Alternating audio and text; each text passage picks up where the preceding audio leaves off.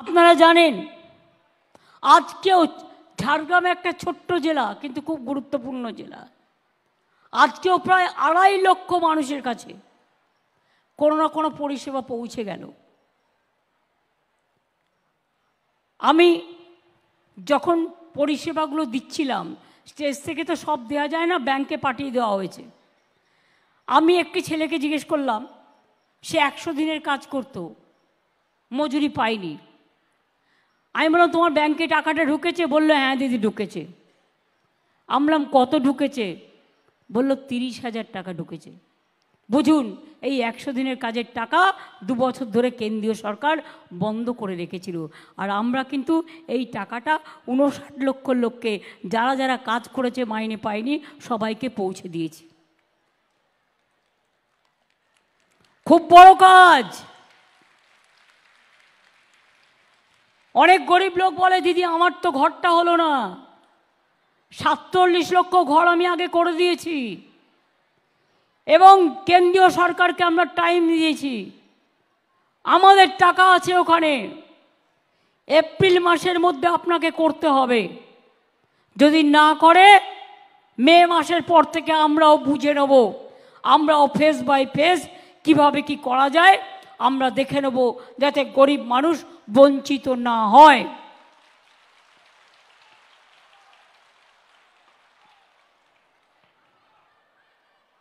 আজকেও মনে রাখবেন 286টি উদ্বস্তি কলোনিকে আমরা আইনত স্বীকৃতি দিয়েছি।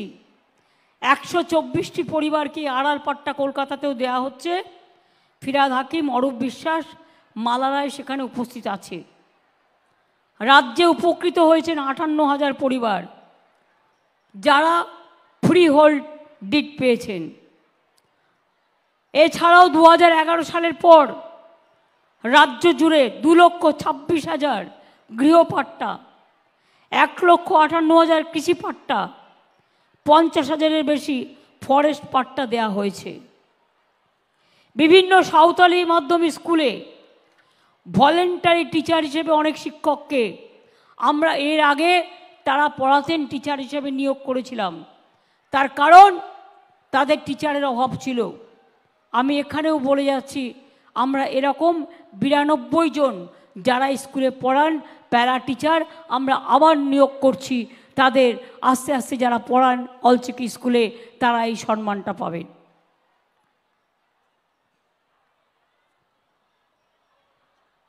ঝাড়গ্রাম জেলায় বিদ্যুৎ দপ্তরের কোনো অফিস ছিল না রিজিওনাল।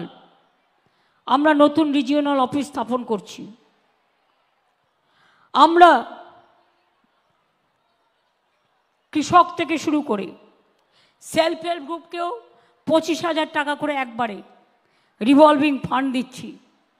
তাছাড়াও মনে রাখবেন, যারা আগে বার্ধক্য ভাতা পেতেন কেন্দ্রীয় সরকার বন্ধ করে দিয়েছে, কিন্তু আমরা আগের মাসে আরও 11 লক্ষ লোককে বার্ধক্য ভাতা দিয়েছি, যাদের কাছে টাকা ঢুকেছে। মোট 28 লক্ষ লোককে আমরা বার্ধক্য ভাতা দিই। এখনও কিছু বাকি আছে, সবাইকে তো একবারে দেওয়া সম্ভব নয়, একটা না একটা কিছু পাবেন। বিধবা ভাতা 1,04,000 মহিলাকে দেয়া হয়েছে নতুন করে। 13 লক্ষ পরিবার, 13 লক্ষ লক্ষ্মীর ভাণ্ডার নতুন করে করা হয়েছে। আমি আপনাদের বলি, যারা লক্ষ্মীর ভাণ্ডার পান, যারা 500 টাকা করে পাচ্ছেন, 1 এপ্রিল থেকে তারা 1000 টাকা করে পাবেন।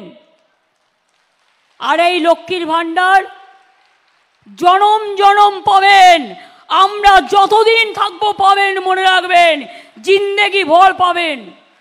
60 বছর বয়স হলেও বন্ধ হবে না লক্ষ্মীর ভাণ্ডার। 60 বছর হয়ে গেলে লক্ষ্মীর ভাণ্ডার কিন্তু চলবে এবং ওটা আপনি যতদিন বেঁচে থাকবেন ততদিন বাদ পাবেন। আর যারা 1000 টাকা করে পেতেন তাদেরও 200 টাকা করে বাড়ানো হলো। তপশিলি এবং আদিবাসী আরও 200 টাকা বাড়ানো হলো, তাদের 1200 টাকা করে করা হলো।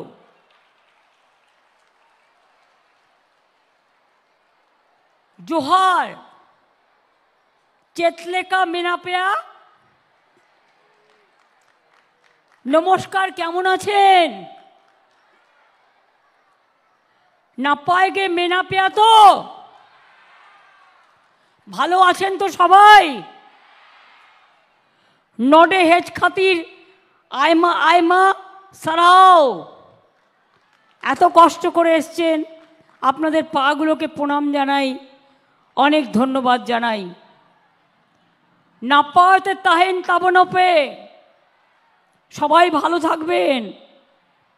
নোয়া জঙ্গলমহল না পায় দহয় তবে নপে ঋত কতে, আমার জঙ্গলমহলকে ভালো রাখবেন, সবাই মিলে ভালো রাখবেন। কি কন্যাশ্রী, খুশি তো? আগে বাবায় মারা ভাবতেন মেয়েকে কি করে পড়াবো, এখন দেখেছেন আপনাদের মেয়েরা কত সুন্দর করছে, ছেলেরা কত ভালো করছে, ছেলেরাও সাইকেল পাচ্ছে, মেয়েরাও সাইকেল পাচ্ছে। আগে আপনারা 12 ক্লাসে স্মার্টফোন পেতেন বিনা পয়সায়, আগামী বছর থেকে ওটা আমরা 11 ক্লাসে দেবো, 12 ক্লাসে দেব না, কারণ আপনারা 11 ক্লাস থেকে উচ্চশিক্ষাটা পড়তে শুরু করবেন।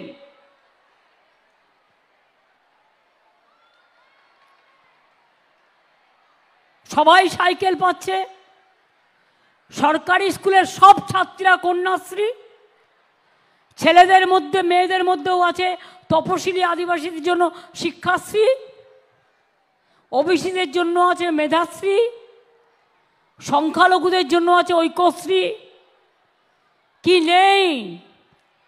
ধামসা মাদল, খেলাধুলা, শরীরচর্চা, কনক দেবী মন্দির থেকে শুরু করে, ঝাড়গ্রাম রাজবাড়ি থেকে শুরু করে, নয়াগ্রাম থেকে শুরু করে, বিনপুর থেকে শুরু করে, লালগড় থেকে শুরু করে, নেতাই থেকে শুরু করে, বেলপাহাড়ি থেকে শুরু করে, জঙ্গলমহল থেকে শুরু করে, গোপীবল্লভপুর থেকে শুরু করে, গোয়ালতোর থেকে শুরু করে, ঝাড়গ্রামের মাটি ট্যুরিজমের মাটি, ঝাড়গ্রামের মাটি।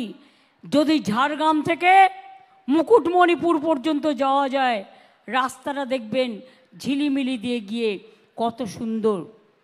ইন্দ্রনীল এখানে আছে, আমি বলেছি ভালো করে ট্যুরিজম সার্কিট করতে, তার কারণ ট্যুরিজম সার্কিটটা একেবারে ঝাড়গ্রাম হয়ে, ঝিলিমিলি হয়ে, মুকুটমণিপুর হয়ে, বিষ্ণুপুর হয়ে একেবারে চলে যাবে বাঁকুড়া হয়ে পুরুলিয়ার অযোধ্যা পাহাড়।